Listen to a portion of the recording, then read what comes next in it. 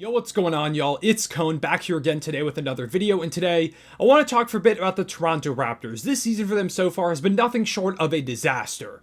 Last year, they missed the playoffs for the second time in the past 10 seasons, just failing to build off anything they showed in 2022 when they made the playoffs, gave the Sixers a tough first-run series, and looked like this defensive, gritty, lengthy team that was just so frustrating to play against. Last year, we saw none of that this past offseason. They separated with longtime head coach Nick Nurse. They lost Fred VanVleet in free agency for nothing, and coming into the season, it seemed like it was probably going to be more of the same, and that's been exactly the case. Last night, it all came to a head with a loss to the Utah Jazz, who have been really bad so far this season, 126 to 119, in a game where the Raptors led by 17 points in the third quarter. Larry Markin and Jordan Clarkson torched them in the fourth, but really the entire game, they were giving them a ton of problems. The offense completely dried out for the Raptors, not that it's really ever that existent, and the Raptors fall for the third straight game and have now lost 10 out of their last 13 contests. This has led to them sitting 12th in the Eastern Conference with an 11-18 record.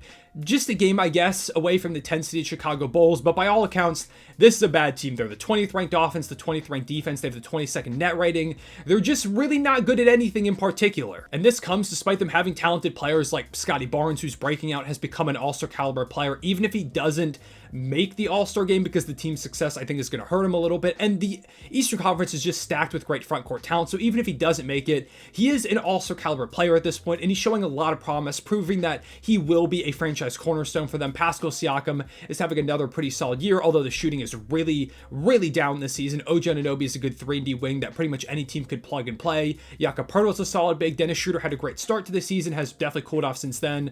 Like, they've got some decent players all over the place. It's just that they don't really fit together at all, and they don't have any guys who are really going to carry this team with the lack of back-end talent. They've somehow managed to build a team that has some of the worst spacing in the league. They're bottom 3 in three-point percentage, around a player in Pascal Siakam who pretty much requires spacing. His whole game is getting inside, bullying guys, attacking the basket. He can't really do that effectively on this team because nobody spaces the floor. They've got very few average to good shooters. You also have this weird dichotomy where Scottie Barnes is bursting onto the scene and it feels like the ball should be in his hands more, but he's like this rising 22-year-old, and you've got the established guy in Siakam who's 29 on an expiring contract.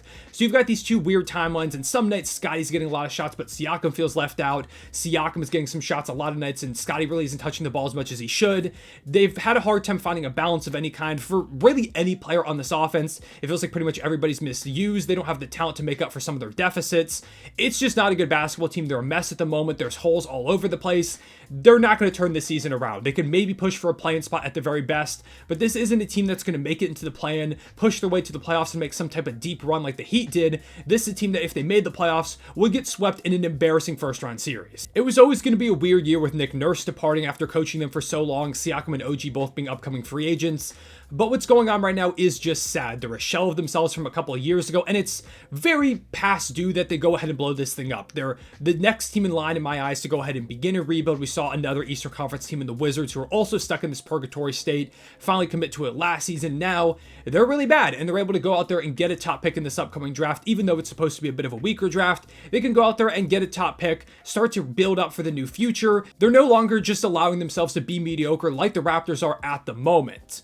They're pretty much just wasting everybody's time right now. Scottie's not getting the developmental touches that he probably should get. They should just go ahead, trade everyone, and focus primarily on him. They're not letting themselves go ahead and get a top pick in this draft. They're trying to stay more around the middle, which isn't really the best way to go about things when you're a team that clearly is in need of top-end talent. It's not at all a good spot to be in, and it's made worse by just the most baffling trade that the Raptors made last season. Last year at the deadline, you may not remember this, but they were around 5-6 games under 500, and they decided to go ahead and deal this year's first-round pick over to the San Antonio Spurs for Jakob Poeltl. Like, Poeltl was good, and I guess he made sense to try and make this team a little bit better, but it wasn't a team that was like one piece away from contending or getting back to the playoffs or anything. They were a bad team. They added a decent player and still missed the playoffs while giving up a first-round pick in the process. Now, luckily for them, the first-round pick is top 6 protected this year, so if they could be bad enough, they could still get one of the top picks in this draft. But the problem for them is, right now, if the season ended today, they're currently sitting in the 7th spot. They would land the 7th overall pick, giving a lottery pick over to the San Antonio Spurs for 2 years of Jakob Poeltl, both of which resulted in lottery entries. The trade was already a massive head-scratcher when it happened, but if they continue going this way and don't even get their first-round pick, it's going to go down as one of the worst minor trades of these past 5 years. It's not like one of the huge blockbusters that blew up in a team's face, but it's just a minor move that's awful asset mismanagement and didn't make any sense in the moment, and the longer it goes, it makes even less sense. You might be saying, oh, well, they can just go ahead and trade their guys and guarantee themselves a top 6 pick. That's not going to be easy because there are some really, really bad bottom feeders in the NBA right now. Currently, they're ahead of the San Antonio Spurs, the Blazers, the Grizzlies, the Pistons, the Wizards, and the Hornets in the standings. The Grizzlies are the only team that I'm 100% confident the Raptors will fall behind over the course of the season. Even if they trade everybody, all those other teams like, again, Spurs, Blazers, Pistons, Wizards, Hornets, they're very bad. Even if the Raptors trade most of their top guys, I'm not convinced they'll be able to catch some of those teams in this lottery race. They're just one win worse right now also than the Jazz, who have looked pretty rough most of the season, and I could see them also selling around the deadline. So there's no guarantee at all that they end up in that top 6, and even if they do, all it takes is one team jumping them if they're at the 6th spot to lose their first round pick to the Spurs this year. There's a good chance they go through this terrible season and don't even end up with a lottery talent to add on to the core at the end of the day. But at the very least, you have to try and do something to secure this pick. You can't let yourselves just currently hang out in the middle for the rest of the season, land the 7 or 8 pick, and just give it to the San Antonio Spurs. You've got to go ahead and blow this thing up ASAP. This is why I think they're wasting everybody's time, because they could go ahead and let all these guys move on to a new team. They could tank this season, try and get a top pick to put next to Scottie. It just makes so much sense rather than sticking this thing out, which gives you a chance to rack up a few wins that could be the difference between adding a really good young piece to this team or not around draft time. So go ahead and deal Siakam, deal OG Anunoby, Jakob Poeltl, Gary Trent Jr., Dennis Schroeder maybe, anybody who has some type of value on this team other than Scottie Barnes. He should be the only untouchable piece on this roster. Everybody else, trade them. See what teams are willing to offer you, because even though like a Siakam and an OG Anunoby are on expiring contracts, I still think you could get pretty good value for them because they're both players that I think could fit a number of schemes. It's not the deepest trade market in the world right now, and OG Anunoby in particular is young. If you get an assurance that he'll stay with you long term, he is an ideal wing for pretty much any contending team or a team that doesn't want to go out there and break the bank for a star but would love to add a high-level wing. OG's great for that, and for a team that is looking for another star, Pascal Siakam has played in a lot of different systems before. All you've got to do is have some shooting around him, and I think he could be really good. His numbers aren't fantastic in Toronto, but you put him in a better situation, I think Siakam would absolutely thrive. So I think you could get some picks, maybe some young players and some salary filler for those two guys, maybe an asset for Jakob Poeltl, Gary Trent Jr. Again, whoever has value, go ahead and trade them, bottom out for the rest of the season, grab some picks, maybe in this upcoming draft, so even if you don't get your own pick, you can still have some type of assets, get some future assets. Just make sure you capitalize on the guys you have on your roster right now, and don't have a replication of this past offseason where they lost Fred VanVleet for nothing. There were so many rumors throughout the year that they could trade Fred VanVleet to a number of teams, but instead they held on to him in the offseason, missed the playoffs, and he walks for literally nothing over to the Houston Rockets. And this isn't the first time the Raptors have mismanaged assets. With Kyle Lowry, they kept him throughout that Tampa Bay season that they had back in 2021. In the offseason, they trade him and they get like Precious Achiuwa out of it. They don't really get any big-time assets, when, according to reports, teams like the Sixers, amongst others, were willing to offer a lot for Kyle Lowry around the deadline, but Masai Ujiri stood pat. He said, no, I'm not trading him for little, when I believe there were rumors the Sixers were even offering like a Tyrese Maxey or a Matisse Thybulle. At least that would have been some type of young asset. Instead, they really don't get that much out of the Kyle Lowry situation. This team has just really mismanaged assets a lot over the past couple of years. You can't let that happen again with OG and Siakam. If you let one or either of them walk for nothing, you have completely failed this season. There's a part of me that's scared that they're going to try and build off of this thing rather than blowing it up.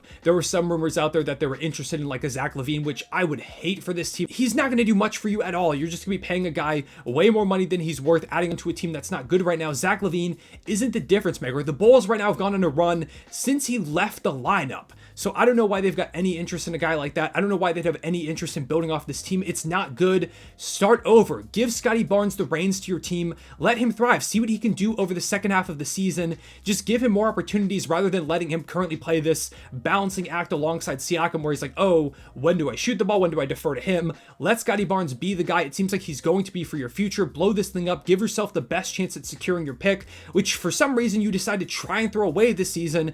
The Raptors are just a mess right now. They're also just playing bad basketball on top of this. They are one of the hardest watches in the NBA at the moment. I hope they go ahead and go towards a rebuild, and if they don't, it would be a complete disaster of a season. In terms of trade partners for the Raptors, we've heard some rumblings that the Sacramento Kings could be looking for one of these guys. I think the Sixers are a really interesting team to send one of them to because they've got some interesting picks, and both guys I think fit the Sixers really well. Really just any contending type team, like maybe the Grizzlies would be interested in Anunoby. Reports are that they were last season. See what you can go out there and get. Just put guys out there in the market. Masai Ujiri has been consistently a guy that's like to retool rather than rebuild, and I applaud him for trying to remain competitive and not bottoming out, but it's reached a point where you have to do that. There's no Kawhi Leonard trade that's coming to save the franchise at this point. Start from the beginning, start from scratch, give Scottie Barnes the reins, and hey, if they get some assets for some of those guys, if Scottie Barnes keeps ascending, it may not be too long before the Raptors are again good rather than trying to ride out this purgatory for the next few seasons. But yeah, with all that being said, those are my thoughts on the Toronto Raptors. Let me know down below in the comments what your thoughts were. Where should they trade Pascal, Siakam, and OG Anunoby? Where would you like to see those two guys play? And how good do you think Scottie Barnes can be? Do you think he's their franchise guy? Do you think he's going to be their 2 option? Who would you like to see them target in the draft this year? I haven't done a ton of research into the draft. I only know a few names at this point, so we'll love to hear if any of you are kind of in tune with the draft, what your thoughts are. But yeah, I appreciate y'all watching. Have a Merry Christmas if you celebrate. I'm uploading this the day before on Christmas Eve. Happy holidays in general. Really appreciate all y'all's support over this year. It's been incredible. By far the best season on my channel so far. Leave a like and subscribe if you enjoyed. Hit the notification bell so you don't miss out on future videos. I'll see y'all later. Real one, say it back.